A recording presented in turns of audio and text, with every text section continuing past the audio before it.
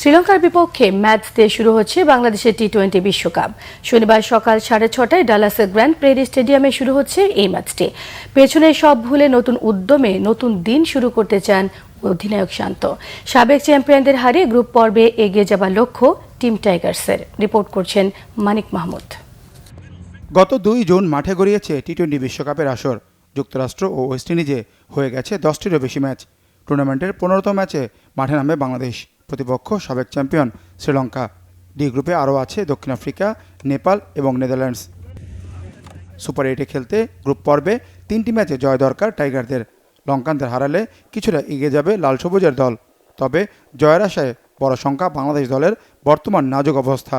দলের বাজে পারফরমেন্সের পাশাপাশি বেশ লম্বা সময় ধরেই অফ ফর্মে টপ অর্ডার ব্যাটাররা। দীর্ঘদিন ধরে রানে নেই লিটন দাস। রান করা অধিনায়ক শান্তর ব্যাটেও সবশেষ 10 ইনিংসে একটি 50 শান্তর। ভারতের বিপক্ষে প্রস্তুতি ম্যাচে পেসার শরীফুল হাতে চোট পান। 6টি সেলাই লেগেছে তার হাতে। লঙ্কানদের বিপক্ষে খেলতে পারছেন না শরীফুল।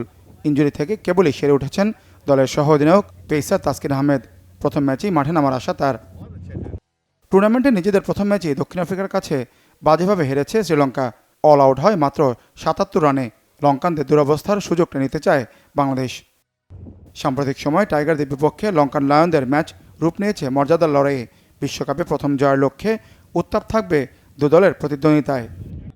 মানিক Mahmud, Bangla vision, sports desk.